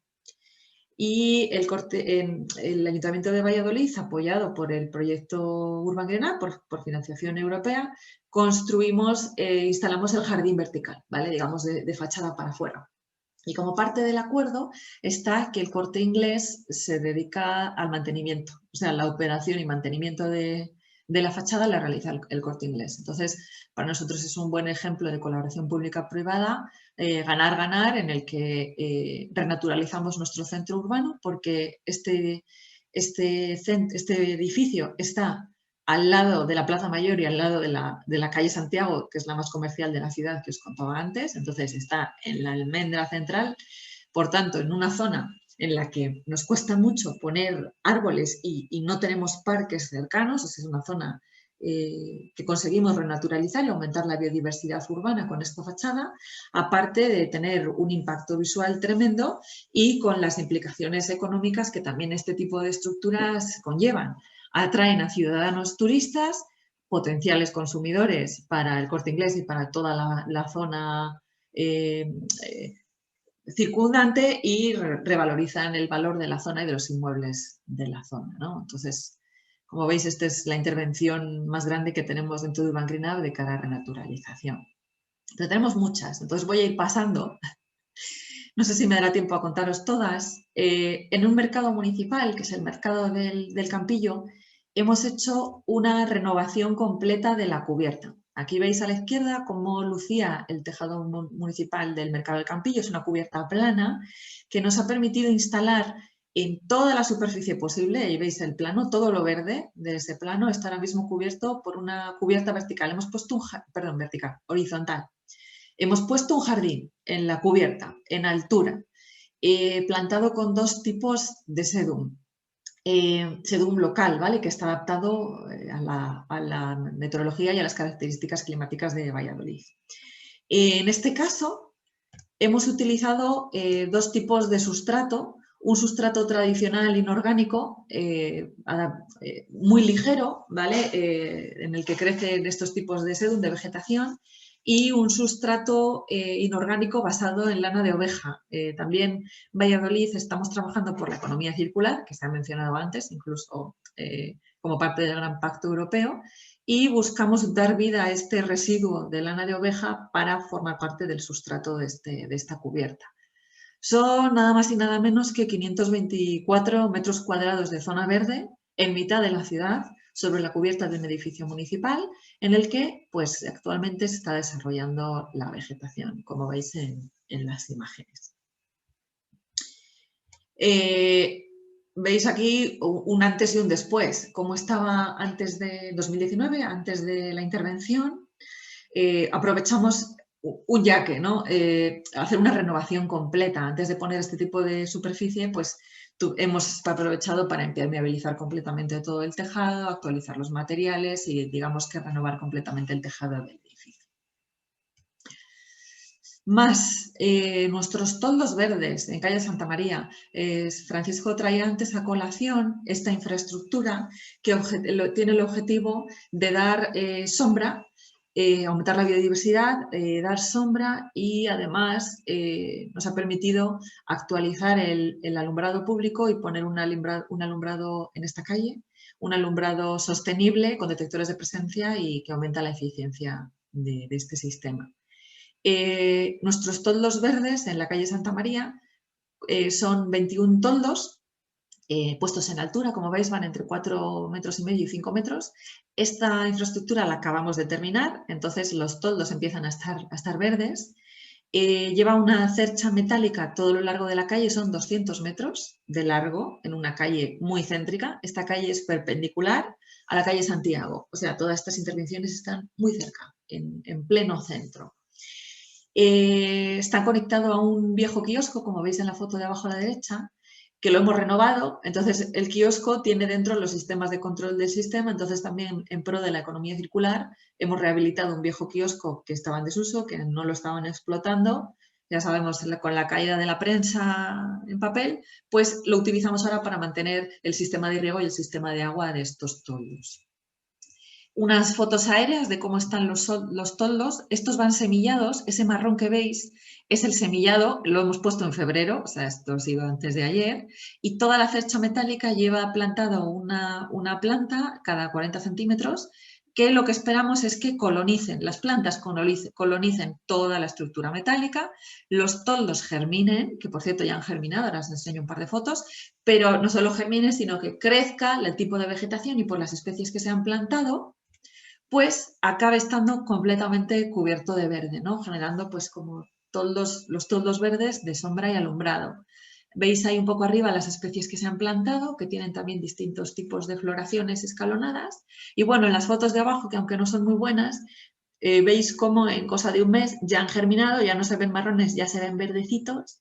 Pero bueno, hay que dejar tiempo a que la naturaleza haga su trabajo y colonice toda la intervención. Entonces veis un poco, os hacéis la idea, como a lo largo de toda la calle están estas estructuras de sombra. Más, esta es muy innovadora. Estamos a punto de empezar las obras de construcción de un electro-wetland. Este sistema ha sido desarrollado por el Centro Tecnológico Leitat, que están en Cataluña, en Terrassa, Barcelona. Es una solución innovadora para depurar aguas residuales y generación de un pequeño flujo de electricidad. Entonces, el electro-wetland en su forma aérea va a ser un pequeño parterre ajardinado, como veis, en una zona jardinada de un parque aquí en Valladolid, con pendiente, cuyo objetivo es depurar el agua. A través de los procesos biológicos que se producen por la acción de la vegetación y de los microorganismos y del propio sustrato del suelo, se va a extraer una parte del agua residual de una tubería de saneamiento de Valladolid, o sea, es un caso real. Se va a hacer pasar a través de este electro-wetland, que por un lado va a depurar el agua, y por otro lado, el electro-wetland está dotado de un cátodo y un ánodo que van a generar una pequeña diferencia de potencial y van a producir energía suficiente como para poder alimentar los sensores de control del sistema. Entonces, esto a través de un convenio de colaboración específico con Leitat, vamos a implementar de forma real un prototipo que ellos ya han desarrollado en sus laboratorios, ¿no? Han probado distintos materiales para ver cuál de ellos tenía mejor funcionamiento a tipo electrodo para generación de electricidad. Probaron antracita, carbón, grava y coque, obteniendo que en términos eléctricos, como veis abajo a la izquierda, se generaría suficiente electricidad para alimentar los sensores, que el mejor de los materiales ha sido la antracita y que vamos a tener una reducción del DQO del 82 al 95% de eficiencia. Esto es lo esperado. Como os digo, las obras están a punto de empezar y espero poderos traer resultados reales pues, de aquí a 1 o 2 años de pruebas. Plantación de árboles. No nos podemos olvidar que la solución basada en la naturaleza más sencilla es el árbol, pero el árbol no siempre se puede plantar en las ciudades por las razones que os he dicho antes. Dentro del proyecto Urban GreenUp vamos a plantar casi 2.300, 2.400 árboles en la ciudad, buscando implementar lo más posible en el centro urbano, ¿vale? Entonces, en toda calle que se está remodelando y en todos los sitios de pequeños parterres ajardinados del centro urbano, pues estamos plantando árboles, como veis un poco en los ejemplos, ¿no? También hemos tenido, pues, el cambio climático hace que la primavera, por ejemplo, el año pasado llegara muy pronto, entonces, una vez que salta la primavera, tuvimos que detener la plantación de árboles, pero bueno, en la campaña de otoño 2020 hemos continuado y ya hemos plantado aproximadamente 1.800, o sea, el 73% de los objetivos del proyecto, pero vamos a llegar al 100%, ¿no? Como os digo, pues 2.400 árboles nuevos que estamos plantando en la ciudad. Más. Hemos hecho actuaciones sobre los huertos urbanos, al principio lo mencionaban. En las ciudades se puede hacer mucho para renaturalizar, plantar árboles, poner cubiertas y fachadas verdes, pero también tener huertos urbanos. En Valladolid tenemos 4 huertos urbanos con 180 parcelas que tienen un fin social, se ceden gratuitamente a desempleados que los quieran explotar, ¿no? Con el proyecto Urban GreenUp lo que hemos hecho ha sido instalar un sistema de riego automático por goteo para mejorar un poco esta estructura de los huertos urbanos, como veis en las fotos de la izquierda, y hemos puesto sistemas de compostaje comunitario, ¿no? Había pequeños inicios de compostaje individual y lo que hemos hecho pues, es instalar compostadores comunitarios para que realmente todos los ciudadanos que están haciendo uso de los huertos pues, tengan la oportunidad de compostar residuos orgánicos y utilizarlos después en los huertos urbanos. Esto es lo que hemos hecho hasta ahora. ¿Qué es lo que se viene? Estoy yendo muy deprisa, pero es que son muchas cosas. Actuaciones en puerta. Un biofiltro, jardín biofiltro atmosférico. Esta tecnología está diseñada por Cartif, por el Centro Tecnológico Cartif, y busca depurar el aire a través de un filtro verde. Entonces, este biofiltro lo vamos a instalar cerca del sistema de extracción de un aparcamiento subterráneo. El objetivo es que un sistema multicapa formado por una serie de sustratos y materiales absorbentes, finalizando por una capa de vegetación, retengan los contaminantes que se extraen de un aparcamiento subterráneo. Entonces, estamos monitorizando ya un baseline de partículas, óxidos de nitrógeno y CO2, y vamos a determinar qué capacidad tiene nuestro biofiltro de retener este tipo de contaminantes antes y después. Estamos a punto de iniciar la licitación, pero no os puedo dar resultados porque todavía no lo hemos ejecutado. Singular Green ha diseñado también unas barreras acústicas verdes que, como veis un poco en la representación, son jardines verticales, ¿vale? Es un jardín vertical muy largo de unos 100 metros, que lo vamos a ubicar en la mediana que veis en la fotografía de abajo, con todas las complicaciones que tiene ubicar elementos en el entorno urbano. Tuberías enterradas, cables de la luz, señales de tráfico, árboles, alumbrado, quitar visibilidad, distancia a los portales, no podemos tapar garajes, etc. Entonces, intervenir en el espacio urbano es algo que cuesta mucho. Esta barrera tiene el efecto es una barrera acústica, o sea, ayudará a disminuir los niveles sonoros de esta avenida, que es el Paseo Hospital Militar, que es una avenida con 2 carriles de ida y 2 carriles de vuelta, que también implementaremos pues, próximamente. El corredor verde urbano, como os enseñaba al principio, es un corredor oeste-oeste que consta de un carril bici renaturalizado con áreas verdes de descanso, con unos puntos de cruce ciclopeatón, ahora os cuento un poquito, pero bueno, consta de unir un carril bici que permita a cualquier ciudadano ir del oeste al este de la ciudad y viceversa, en el que vamos a poner áreas verdes de descanso, pues con unas estructuras de sombra, una fuente, un hotel de insectos, un aparcabicis, unos árboles, cubierto con vegetación, con parra virgen, ¿vale? Como pequeñas isletas de descanso urbano a lo largo de este corredor verde, con unos SUDs, como nos contaba Saiza hace un rato. En este caso es pavimento continuo drenante, no se recoge el agua para depuración, pero permitimos que el agua se infiltre al terreno de forma natural. Vamos a poner módulos de polinizadores con el objetivo de incrementar estas especies polinizadoras en las ciudades que están desapareciendo, las abejas, los abejorros, las mariposas, los pájaros, etc. Trataremos de aumentar la biodiversidad con estos puntos de especies adaptadas a los polinizadores, como os veis, 21 módulos naturales y 12 compactos. No entro en los temas de diseño, pero vamos, como veis, un montón de puntitos de biodiversidad en la ciudad, culminando con un sumidero urbano de carbono de casi 2.000 árboles al este de la ciudad, con distintos tipos de vegetación higrófila, porque está al lado de un río, entonces especies adaptadas como chopos, etcétera, que resistan también las condiciones en Valladolid, muy, muy importante. Daremos de alta este bosque urbano como proyecto de absorción de CO2 en la Oficina Española de Cambio Climático para que tenga una vida a largo plazo. Y por último, vamos a implementar también SUDs. Todo esto está a nivel de proyecto, estamos sacando la licitación. Las licitaciones públicas pues es algo que lleva cierto tiempo organizar, y también vamos a tener nuestros ejemplos de SUDs. En nuestros casos de SUD no se va a recoger el agua para luego reutilizarla, solo van a ser puntos de permeabilidad del terreno, o sea, para hacer que el agua de escorrentía superficial, como nos contaba Saiza, caigan, se penetren en el terreno y no vayan al sistema de depuración. Entonces, vamos a tener ejemplos de jardines de lluvia, medianas vegetadas, pavimento verde filtrante y una balsa de retención, ¿no? Como veis, todo está interconectado, todo alrededor de una misma idea de conexión, y como veis, pues tendremos intervenciones verdes e intervenciones azules.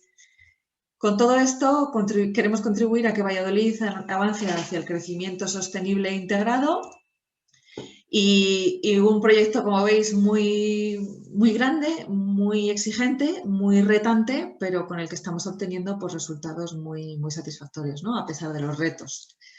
Aquí tenéis mi mail de contacto para cualquier otra consulta que queráis hacer. No dudéis en entrar en la web de Urban Green Up, www.urbangreenup.eu, y nada, seguidnos en redes sociales. Esto es un poco lo que os tenía que contar hoy. Alicia, muchísimas gracias.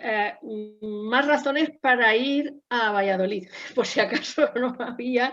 Me parece interesantísimo cómo se constatan las diferentes maneras que el proyecto europeo, o sea, que el proyecto toma forma y tú has dicho, se hace vida con él. Carril bici, toldo verde, jardín vertical, es decir, me parece interesantísimo. Lo vamos a seguir de cerca, desde luego enhorabuena. Eso de y has dejado una pregunta que yo creo que es muy interesante. Renaturalizar las ciudades, decimos, es cosa de todos, ¿vale? Como un mantra, pero ¿y cómo se hace eso, ¿vale? Podría ser una pregunta, pero así, como acto de voluntad muy bien, pero eso cómo se hace. Y bueno, habéis visto que Juan González Mellizo de la Comisión Europea nos ha tenido que dejar. Yo tenía un par de preguntas, pero como seguro que habrá más ocasiones, pues se lo hacemos llegar. Francisco, que tú eres el motor de todo esto, ¿hay algo que queráis o vosotros queréis comentar? Sí, bueno, yo soy uno más, ¿eh? Uno más. Aquí, como todos, al pie del cañón. Pues, bueno, antes de nada, y una vez que ya casi hemos terminado, agradecer de nuevo vuestra participación, Aliza, Sainza, que sé que un día como hoy tiene muchas jornadas y seguro que habéis rechazado alguna otra invitación por estar aquí y os lo agradezco personalmente.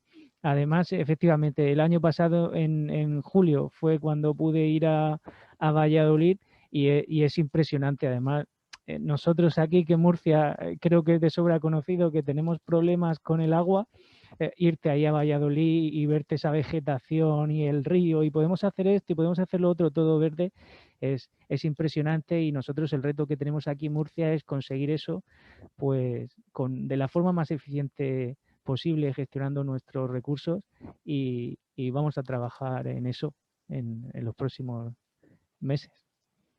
Os paso que he visto un par de preguntas, si os parece. Dice, dada la confluencia de estas iniciativas tan comprometidas con la adaptación urbana, dice, ¿hay planteamiento, alguna idea desde la administración de integrar o aprovechar las tecnologías desarrolladas? Y la misma persona dice, para la plantación de árboles, ¿se ha hecho algún estudio previo para elegir especies y llevar seguimiento de captación de CO2? Esas son las preguntas que os traslado. Si me permitís, inicio yo por alusiones. Claro, mira, Valladolid somos una ciudad con un compromiso político para servir de demostrador, de ciudad demostradora para ciertos tipos de tecnologías, sobre todo enfocadas a renaturalización urbana, economía circular, reaprovechamiento de los recursos, etcétera. Es más, yo pertenezco a la Concejalía de Innovación, Desarrollo Económico, Empleo y Comercio, o sea, tenemos una concejalía específica de innovación en el que desarrollamos este tipo de proyectos.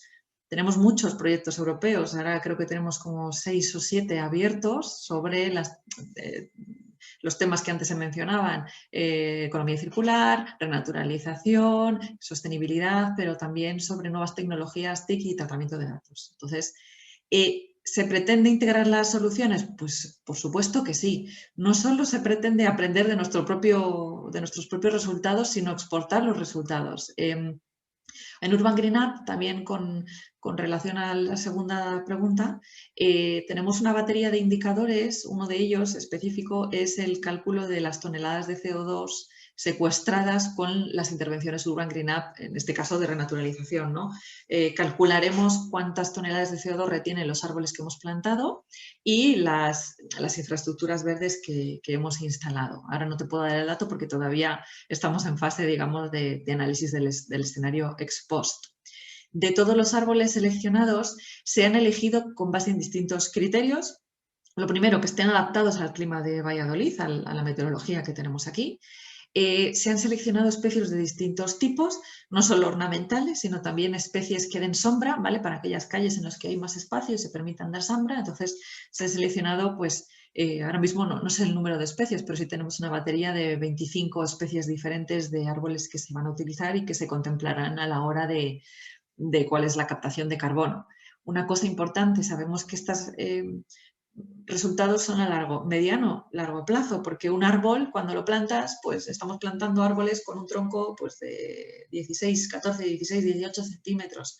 Hasta que alcance el desarrollo vegetativo de un árbol adulto, pues tendremos que esperar tiempo, pero bueno, sí se pueden hacer ya predicciones de los resultados. Esto es un poco lo que quería compartir. ¿Alguien más quiere responder? Sí. Estoy viendo que Sainza, desde A Coruña, tiene algo que decir. Sí, por nuestra parte también, al final también probar la solución en dos ubicaciones diferentes con unas características tan diferentes también, lo que permite es ver después su posible uso, su posible implementación en otros puntos. También es verdad que no lo dije, que también el tratamiento no tiene por qué ser el mismo, también al estar evaluamos todas las fases, es decir, es un modelo que se puede después modificar para poder implementarse en cualquier ubicación. Entonces, eso siempre está dentro de las posibilidades de poder alcanzar la implementación en otros puntos. Además, creemos en ello firmemente para poder, como veníamos diciendo en la presentación, pues alcanzar un buen estado de las masas de agua y gestionar los recursos que tenemos de la mejor forma posible. Fran, ¿tienes algo que responder? Sí, que al final, como hemos podido ver en la jornada, los tres proyectos que estamos aquí, y como comentaba en mi ponencia, ¿no? Cómo resolver las islas de calor y el problema de la contaminación, al final estamos hablando de tecnologías complementarias, de soluciones complementarias, que además ya las tenemos disponibles, ¿no? Para que cualquier ayuntamiento vaya tomando nota, urbanización privada, y las vaya implementando. Siempre la pregunta del coste está ahí, eso también lo tenemos estudiado, solo que quien esté interesado pregunte, ¿no? Y al final, por eso que son complementarias, nosotros seleccionamos el barrio del Infante en Murcia, porque tenía algunos parques cercanos y nos podía también ello asegurar ver un poco la complementariedad entre la sustitución del asfalto tradicional por el reflectante, junto con la actuación de las zonas ajardinadas, porque además habéis visto la termografía del asfalto, pero cuando haces la termografía sobre el césped, cuando está bien, con unas condiciones de humedad aceptables, la temperatura, mientras que en el asfalto es de 60, en el césped se mantiene a 20 y pocos grados, con lo cual, por eso nosotros también seleccionamos esa zona de la ciudad en concreto, y también inicialmente solo iban a ser 2 calles donde íbamos a incluir también las zonas de aparcamiento, pero luego pensamos, bueno, al final en las zonas de aparcamiento están los vehículos encima, ya hacen sombra al asfalto, pues vamos a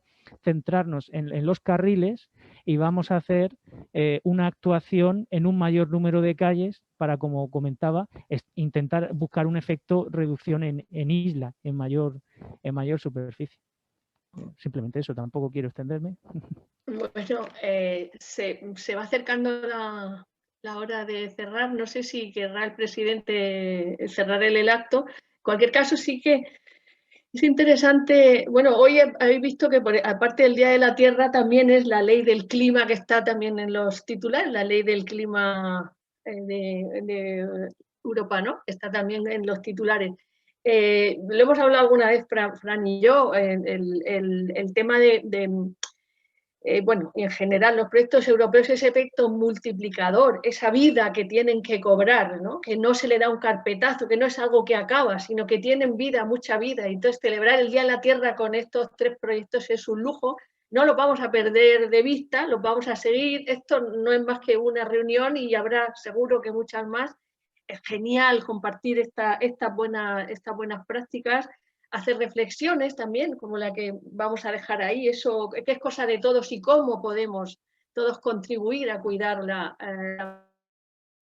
el carácter piloto que tienen bastante los proyectos LIFE, hacen que eso, que no puedan quedar en un archivo estancados, sino que luego pueden cobrar mucha vida en otros espacios, lo decía Sainza, en otra, aparentemente con otra idiosincrasia, pero luego pues se readapta y se implanta en otros entornos. Esto es celebrar el Día, insisto, de la Tierra, con vida, mucha vida, en clave Pacto Verde y haciendo Europa juntos, que es de lo que se trata. Que yo cedo, no sé si será Fran o será el presidente. Muchísimas gracias a Alicia, Sainza y a todas las personas que asisten esta mañana a celebrar el Día de la Tierra con nosotros. Paso la palabra. Sí, no sé, Alejandro, si el presidente está conectado o no. Es posible. ¿Qué? Sí, está. Bueno, es posible que, como había una reunión simultáneamente directiva, que no esté presente. Bueno, pues sin más. Ah, ¿estás por ahí, Alejandro? ¿Estás muteado?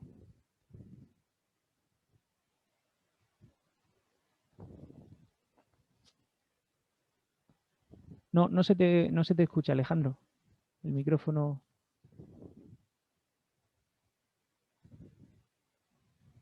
Parece que tenemos justo al terminar problemas técnicos. ¿Me escucháis ahora? Sí, sí. Nada, os comentaba que el presidente se ha incorporado a una reunión que tenía del Consejo de Gobierno de la Confederación Nacional de la Construcción, de la que él es miembro y no va a poder acompañaros en el cierre. Si quieres, comenta tú lo que consideres y nos emplazamos a nuevas jornadas. ¿Vale? Perfecto, pues nada, para terminar, de nuevo, llevo toda la mañana agradeciendo, pero bueno, de bien nacido ser agradecido, pues otra vez os doy las gracias a todos los panelistas, a FRECON, que también ha formado parte de la organización, a los asistentes. Seguiremos desde el HITLAN y desde FETECON organizando jornadas relacionadas con el proyecto, de la mano también de Teresa y de la Comisión Europea y de Europe Direct de la región de Murcia. Y ya está, muchas gracias y nos vemos próximamente. Apuntaros a la newsletter y redes sociales de los 3 proyectos y simplemente que paséis una buena mañana y ya jueves paséis un buen fin de semana y nos vemos próximamente. Tener cuidado con la salud, que es lo que toca, y con una alegría a seguir nuestra vida. Y feliz Día de la Tierra. Exactamente, feliz Día de la Tierra a todos. Muchas gracias a todos. Hasta luego. Muchas gracias, hasta pronto.